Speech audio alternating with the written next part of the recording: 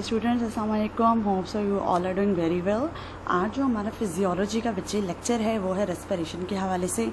ये टॉपिक बहुत इंटरेस्टिंग है, बहुत आसान है। आप लोगों ने, मेरा ख्याल है, पहले सेमेस्टर में भी ये चीज़ें डिस्कस की थी, आप लोग मुझे बता रहे थे। एफएससी में भी आप लोगों ने ये चीज़ें डिस्कस की हुई हैं। तो बहुत ही आसान सा हमारा बेटे ये लेक्चर है, ठीक है। और इसमें कुछ चीज़ें हम इस वीक में डिस्कस करेंगे, कुछ इंशाल्लाह ताला ईद के बाद जो वीक आएगा उसमें डिस्कस करेंगे। यहाँ तक हमारा चैप्टर जब ख़त्म हो जाएगा तो हमारा मिड टर्म का कोर्स भी कंप्लीट हो जाएगा, ठीक है। अब रेस्पिरेशन के हवाले से बेटे कि आपने बुक को ही फॉलो करना है। पहले मैं जनरल बता देती हूँ, फिर मैं बताऊँगी कि आपने बुक से कहाँ से याद करना है, ठीक है। अब रेस्पिरेशन क्या होती है? ज़ाहिर सी बात है, सांस लेने का अमल, या एक ऐसा अमल जो कि फोटोसिंथेसिस के बिल्कुल ऑपोजिट है। फोटोसिंथेसिस में क्या होता है? कार्बन डाइऑक्साइड और वाटर और लाइट एनर्जी मिलकर ग्लूकोज बनाता है, और साथ में वाटर दूसरे साइड पे भी आ जाता है और ऑक्सीजन भी निकलती है। तो ये जो ग्लूकोज, ऑक्सीजन और कभी कभार जो वाटर है, ये हमारे पास रिएक्टेंट होते हैं रेस्पिरेशन में, ठीक है। तो रेस्पिरेशन में क्या होता है कि ग्लूकोज प्लस ऑक्सीजन और कभी कभार वाटर, ये हमारे पास मिलकर कार्बन डाइऑक्साइड और वाटर देते हैं। तो ये रेस्पिरेशन का अमल होता है, ठीक है। रेस्पिरेशन सुबह शाम होती है, ठीक हो गया। और ये हमारे पास जो है रेस्पिरेशन जो है, इसको हम ऑर्गेनिज्मिक रेस्पिरेशन के नाम से भी कहते हैं और सेलुलर रेस्पिरेशन भी होती है, ठीक है। तो दो टाइप्स की हमारे पास रेस्पिरेशन होती है। इसके अलावा अगर हम ऑक्सीजन के लिहाज से देखें तो एरोबिक रेस्पिरेशन है और एनारोबिक रेस्पिरेशन है, ठीक है। एरोबिक रेस्पिरेशन वो वाली रेस्पिरेशन है जो कि सिर्फ और सिर्फ ऑक्सीजन होगी तो होगी, अदरवाइज वो नहीं होगी, ठीक है। एनारोबिक में मैटर नहीं करती ऑक्सीजन है या नहीं है, it doesn't matter, anaerobic respiration हो जाती है, ठीक है। तो अब आप लोगों ने बुक से कहाँ से याद करना है बेटे? पेज है, पेज नंबर 80 है। इस पे हमारे पास दिया गया है एरोबिक एंड एनारोबिक पाथवेज। तो हमने यहाँ से ये टॉपिक याद करना है, ठीक है। जितने भी हमारे पास ऑर्गेनिज्म हैं उनको एनर्जी की ज़रूरत होती है, और वो एनर्जी कहाँ से लेता है? ऑर्गेनिक मॉलिक्यूल से। अब ऑर्गेनिक मॉलिक्यूल कौन से होते हैं? जिसमें हमारे पास कार्बन होता है, जिसमें हमारे पास हाइड्रोजन होता है, ठीक है। जितने भी ऑर्गेनिज्म हैं वो एनर्जी को एक्सट्रैक्ट करते हैं, लेते हैं ऑर्गेनिक मॉलिक्यूल से, ठीक है। कि ऑर्गेनिक मॉलिक्यूल जो है या तो जो है वो आइदर मैन्युफैक्चर, ठीक है, ज़ाहिर सी बात है, या तो वो ऑर्गेनिक कंपाउंड जो है वो हमारे प्लांट्स जो हैं वो बनाएंगे, या जो है ऑर्गेनिज्म वो ऑर्गेनिक कंपाउंड एनवायरनमेंट में से लेता है। अब एनवायरनमेंट में से कैसे लेता है? फॉर एग्जांपल कि एनिमल जो होता है वो दूसरे जानवर को जब खाता है, ठीक है। तो मैंने क्या कहा कि ऑल ऑर्गेनिज्म, तमाम ऑर्गेनिज्म जो है वो एनर्जी को एक्सट्रैक्ट करते हैं ऑर्गेनिक फ्यूल मॉलिक्यूल से, ठीक है। अब वो यहाँ वो क्या कहते हैं, organic fuel molecules energy extract करते हैं। किस तरह? या तो वो खुद बनाएंगे, जैसे प्लांट्स खुद बना रहे होते हैं, ग्लूकोज हमें देता है ऑर्गेनिक मॉलिक्यूल ही है, या जानवर जब दूसरे जानवर को खाते हैं तो उससे भी हमारे पास एनवायरनमेंट से ऑर्गेनिक मॉलिक्यूल्स आ जाते हैं, ठीक है। ये फ्यूल मॉलिक्यूल जो होते हैं ये तमाम सेल में ट्रांसपोर्ट होते हैं, ठीक है, ऑर्गेनिज्म की बॉडी में, जहाँ पे ये ब्रेक डाउन हो जाते हैं और हमारे सेल को काम करने के लिए एनर्जी देते हैं। तो सिंपल से मैकेनिज्म है, बहुत आसान सी लाइनें थी, ठीक है। थस जो हर प्लांट सेल है वो एनर्जी को निकालता है, एक्सट्रैक्ट करता है, ठीक है, और उसको जो है प्लांट की बॉडी में बहुत लंबे अरसे तक के लिए स्टोर कर देते। देखिए, प्लांट ने ग्लूकोज जो है वो बना ली फोटोसिंथेसिस के जरिए। अब प्लांट की बॉडी में वो ग्लूकोज जो है वो बहुत देर तक के लिए स्टोर हो सकती है, ठीक है। और ये वो ग्लूकोज जो है वो प्लांट को जब भी एनर्जी चाहिए होगी तो वो इस्तेमाल करेगा, फिर फोटोसिंथेसिस होगी, फिर ग्लूकोज बनाएगा, फिर कुछ देर के लिए स्टोर हो जाएगा, ठीक हो गया। अच्छा, विद इन प्लांट सेल के अंदर ग्लूकोज और इसी तरह के फ्यूल मॉलिक्यूल्स जो हैं वो टूट जाते हैं जब भी रेस्पिरेशन का अमल होता है। देखिए, फोटोसिंथेसिस और रेस्पिरेशन दोनों जो है वो मुख्तलिफ हैं। अब प्लांट ने फोटोसिंथेसिस में ग्लूकोज बनाई, अब रेस्पिरेशन में क्या होगी कि वो जो प्लांट की बॉडी में ग्लूकोज बनेगी उसकी ब्रेक डाउन हो जाएगी। ब्रेक डाउन होकर वो क्या देगा? कार्बन डाइऑक्साइड एंड वाटर, ठीक है। और ये जो इस सेलुलर रेस्पिरेशन कहलाती है। तो ये जो हमारे पास ग्लूकोज का टूटना कार्बन डाइऑक्साइड और वाटर में, ये बहुत सारे रिएक्शन चलते हैं। ऐसा नहीं होता कि एकदम ग्लूकोज टूट कर कार्बन डाइऑक्साइड और वाटर देगी, नहीं। बहुत सारे हमारे पास जो चेन ऑफ रिएक्शन चलेंगे जिसके तहत ग्लूकोज कार्बन डाइऑक्साइड और वाटर में कन्वर्ट होगी। इसको हम सेलुलर रेस्पिरेशन के नाम से याद करते हैं, ठीक है। और जितनी भी एनर्जी आएगी वो हमारे पास जो है वो एडिनोसिन ट्राइफॉस्फेट की फॉर्म में होगी। तो सिंपल सी बात है, cellular respiration is the process in which glucose is converted in which glucose is break down through a series of reaction, ठीक है। और इसके बाद ट्रांसफ़र जितनी भी एनर्जी आएगी वो ट्रांसफ़र हो जाएगी, वो स्टोर हो जाएगी एटीपी की फॉर्म में, ठीक है। और वो एटीपी जो है जाहिर सी बात है सेल को जब एनर्जी चाहिए होगी तो उसके लिए यूटिलाइज होगी, ठीक। तो ये हमारे पास थोड़ा सा हमारे पास सेलर रेस्पिरेशन के हवाले से था। अच्छा बेटे, सेल जो हैं वो कैटाबॉलिक पाथवेज जो हैं 3 डिफरेंट कैटाबॉलिक पाथवेज का इस्तेमाल करते हैं एनर्जी को फ्यूल मॉलिक्यूल में से लेने के लिए, ठीक है। दोबारा सुनने, सेल, ठीक है, सेल जो है ये जो ऑर्गेनिक मॉलिक्यूल में से हमें एनर्जी को निचोड़ना है, एक्सट्रैक्ट करना है, तो सेल ये काम यानी कि ऑर्गेनिक मॉलिक्यूल में से एनर्जी को निचोड़ सकता है 3 तरीक़ों से, एरोबिक रेस्पिरेशन के जरिए, एनारोबिक रेस्पिरेशन के जरिए, या तीसरा है फर्मेंटेशन के जरिए, ठीक है। Cell can extract fuel from organic molecules in 3 particular ways, either through aerobic respiration, either through anaerobic respiration, either through fermentation, ठीक है। अच्छा बच्चे, उसके बाद आप लोगों को एरोबिक रेस्पिरेशन ऑक्सीजन की मौजूदगी में, एनारोबिक जो है वो उसके लिए ऑक्सीजन मैटर नहीं करती, फर्मेंटेशन भी हमारे पास जो है वो उस पर भी कॉम्प्लेक्स मॉलिक्यूल में टूटते हैं और वो हमारे पास एनारोबिक कैटेगरी में आ जाते हैं, ठीक है। अच्छा, तो किस तरह के इन्वायरमेंट में सेल मौजूद हैं, वो इन्वायरमेंट हमें बताएगी कि कौन सा कैटाबॉलिक पाथवे जो है वो सेल ने इस्तेमाल करना है। आइदर सेल का इन्वायरमेंट उसको अलाउ करता है एरोबिक रेस्पिरेशन के लिए, आइदर सेल का इन्वायरमेंट उसको एनारोबिक के लिए करता है या फर्मेंटेशन के लिए करता है। तो सेल का इन्वायरमेंट जो है डिस्कस करता है कि कौन सा कैटाबॉलिक पाथवे सेल कर सकता है। अगर ऑक्सीजन ज़्यादा होगी तो ज़ाहिर बात है सेल एरोबिक रेस्पिरेशन करेगा। अगर जो है हमारे पास पोल्यूटेड वाटर है जहाँ पे ऑक्सीजन जो है मौजूद नहीं है तो वो एनारोबिक करेगा, ठीक है। या फर्मेंटेशन में, क्योंकि फर्मेंटेशन में भी ऑक्सीजन की इतनी ज़्यादा ज़रूरत नहीं पड़ती। तो ये थोड़ा सा इंट्रोडक्शन था, पेज नंबर 80 से आप लोगों ने ये डिस्कस करना है, ठीक है बेटे। तो अब हम लोग जो हैं मेन टॉपिक जो है पे आएंगे जो कि हमारा है एरोबिक रेस्पिरेशन, ठीक है। एरोबिक को भी डिस्कस करेंगे, एनारोबिक को भी डिस्कस करेंगे। तो इंट्रोडक्शन हो गया, अब हम आएंगे एरोबिक रेस्पिरेशन की तरफ। तो प्लांट सेल हैं क्या, बहुत सारे हमारे पास सेल जो हैं वो एनर्जी को फ्यूल मॉलिक्यूल में से एक्सट्रैक्ट करते हैं, जैसे ग्लूकोज को एक्सट्रैक्ट किया, फैटी एसिड को किया, या जितने भी दूसरे ऑर्गेनिक मॉलिक्यूल्स को ऑक्सीजन की मौजूदगी में एक्सट्रैक्ट करते हैं, जिसको एरोबिक रेस्पिरेशन कहा जाता है। यानी extraction of energy from molecules, ठीक है, लाइक ग्लूकोज में से निकालना, फैटी एसिड में से निकालना, लेकिन ऑक्सीजन की मौजूदगी में निकालना, वो एरोबिक रेस्पिरेशन कहलाती है, ठीक है। ये प्रोसेस जो है इसमें हमारे पास जो है वो 30 या इससे भी ज़्यादा केमिकल रिएक्शन होते हैं, 30 भी हो सकते हैं, इससे ज़्यादा भी हो सकते हैं। और हर केमिकल रिएक्शन जो है वो एक स्पेसिफिक एंजाइम की मौजूदगी में होता है, ठीक है। अब मैं आपको साइकिल्स पढ़ाऊँगी आगे जिसमें आप देखेंगे कि हर स्टेप में कोई ना कोई एंजाइम मौजूद है, ठीक है। अब एरोबिक रेस्पिरेशन में बेसिकली होता क्या है, एरोबिक रेस्पिरेशन में जो एनर्जी है हमारे पास वो फ्यूल मॉलिक्यूल में से सारी की सारी खारिज हो जाती है, ठीक है। एरोबिक रेस्पिरेशन में क्या होता है कि जो एनर्जी मतलब ग्लूकोज हमारे पास है, ठीक है, वो तमाम के तमाम वो एनर्जी रिलीज़ करेगा कार्बन डाइऑक्साइड और वाटर की फॉर्म में, ठीक है। और one of the most common pathway of aerobic respiration involves the break down of nutrient glucose. तो सबसे अहम एरोबिक रेस्पिरेशन का अमल क्या है, ग्लूकोज की ब्रेक डाउन करना। मैं बार बार बता रही हूँ, ग्लूकोज की ब्रेक डाउन करना जो ग्लाइकोलाइसिस कहलाता है।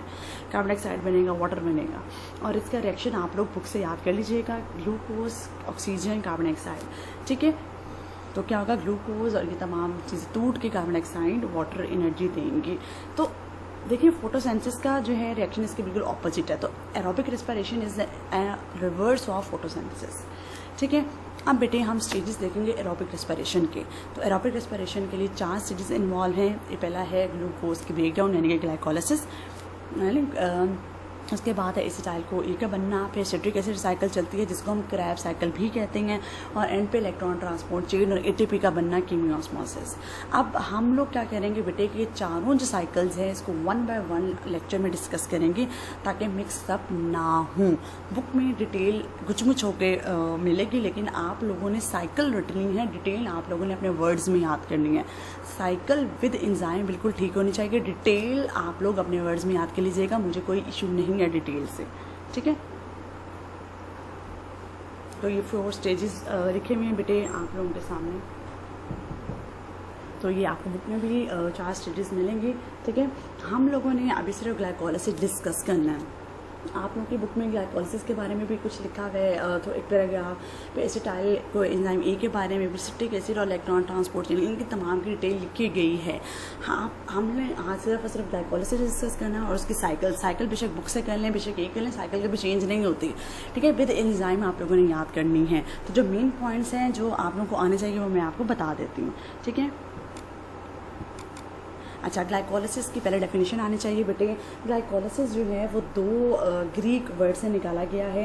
अब ग्रीक जो है हमारे पास जो है यूनानी ज़बान से निकाला गया है और इसका मतलब होता है सेपरेटिंग शुगर। याद रखिए, ग्लाइकोलाइसिस ग्लाइकोलिसिस कहा जाता है। Glyco means glucose, lysis means break down. तो शुगर की ब्रेक डाउन होना जो है वो ग्लाइकोलिसिस कहलाता है।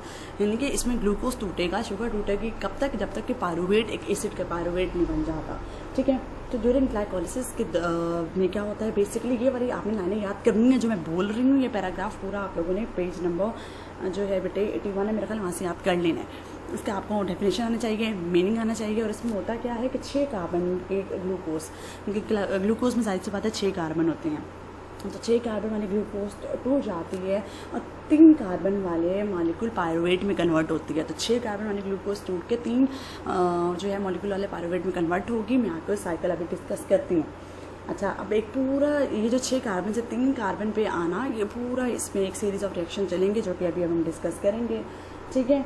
और इसमें इलेक्ट्रॉन प्रोटॉन जो है वो रिमूव होंगे ग्लूकोज मॉलिक्यूल से, ठीक है। NAD+ जो है वो NADH में कन्वर्ट होगा, थोड़ी सी ATP जो है वो हमारे पास प्रोड्यूस होगी, ठीक है। और ये याद रखिएगा कि ग्लाइकोलिसिस जो है वो साइटोप्लाज्म में होता है और इसके लिए हमारे पास जो है वो तो इसके लिए इतनी ज़्यादा ऑक्सीजन की ज़रूरत नहीं होती। तो ये सेलुलर एरोबिक रेस्पिरेशन भी आ जाता है और एनारोबिक में भी आ जाता है, ठीक है। तो याद रखिएगा कि बेटे ये साइटोप्लाज्म में होता है तो इसके लिए ऑक्सीजन हो भी सकती है, नहीं भी हो सकती, तो ये दोनों पाथवेज में आ सकता है, ठीक है। तो ये वाला पैराग्राफ आपको आना चाहिए, मीनिंग, डेफिनेशन और पूरा प्रोसेस में होता क्या है। अब जो मेन चीज़ आप लोगों को रटी होनी चाहिए वो इसकी साइकिल है विद एंजाइम। बार बार कह रही हूँ बेटे, साइकिल की डिटेल अपने वर्ड्स में, पूरी साइकिल आप लोगों की ठीक होनी चाहिए।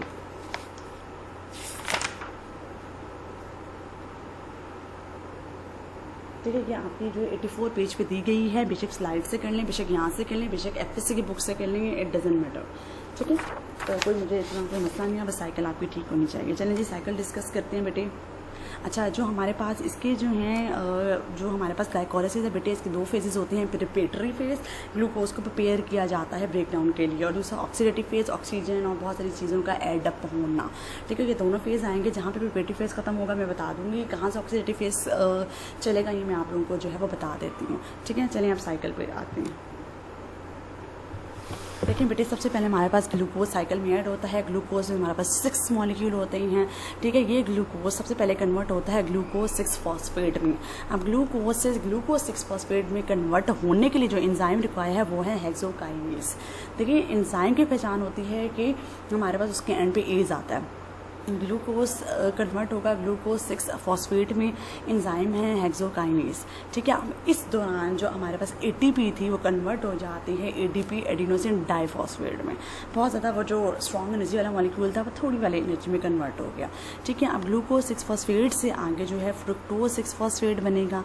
तो glucose six phosphate is converted into fructose six phosphate with the help of enzyme. कौन सा है?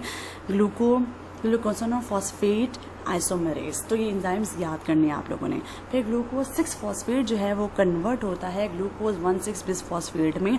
अब इस दौरान भी ATP ADP में कन्वर्ट हो जाती है और ये ग्लूकोज 6-फॉस्फेट कन्वर्ट होता है ग्लूकोज 1,6-बिसफॉस्फेट में with the help of enzyme phosphate fructokinase, ठीक है।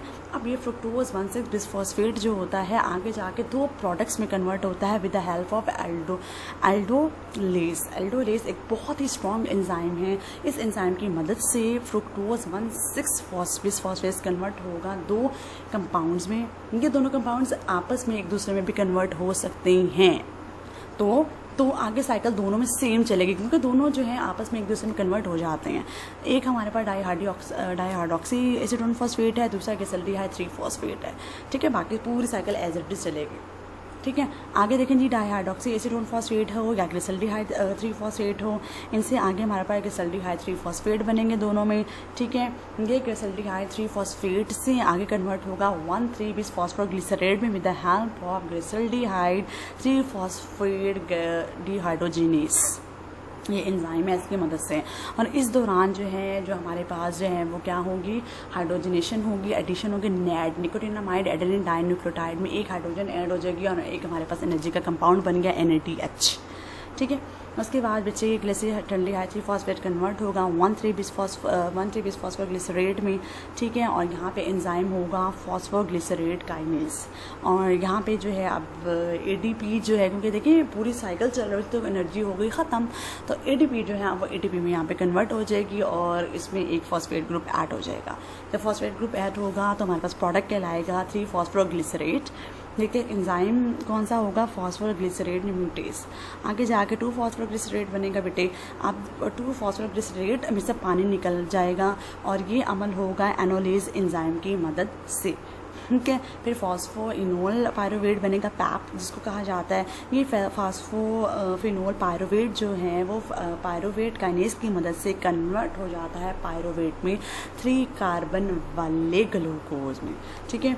इस दौरान भी हमारे पास जो ATP कन्वर्ट होता है, तो इसमें थोड़ी सी ATP हमारे पास जो है वो बनती है और एंड पे हमारे पास पायरुवेट जो है हमारे पास बन गया, ठीक है बेटे। सारे के सारे एंजाइम याद करने हैं। अब सवाल ये पैदा होता है कि प्रिपरेटरी फेज कहाँ तक है और ऑक्सीडेटिव फेज।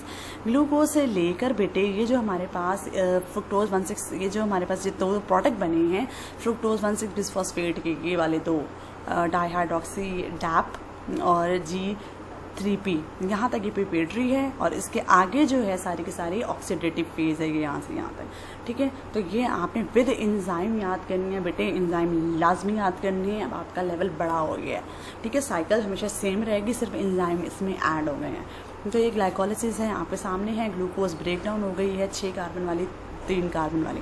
अच्छा आगे पायरुवेट क्या करेगा, कैसे होगा, इसके बाद हम बेटे पढ़ेंगे एसिटाइल कोएंजाइम कैसे बनेगा वो, फिर हम क्रेब्स साइकिल पढ़ेंगे और फिर इलेक्ट्रॉन ट्रांसपोर्ट चेन के हवाले से डिस्कस करेंगे, तब जाके आपका ये चैप्टर ख़त्म होगा। तो इंशाअल्लाह ताला कल हम लोग जो डिस्कस करेंगे वो हम करेंगे जी 2 साइकिल्स। एक हम formation of acetyl CoA discuss करेंगे, छोटा सा टॉपिक है, और दूसरा हम इंशाल्लाह क्रेब्स साइकिल डिस्कस करेंगे, ठीक है। और फिर एंड पे हमारा जो रहेगा वो डिस्कस करेंगे। 2 वीक्स में हमने एक टॉपिक कवर करना है।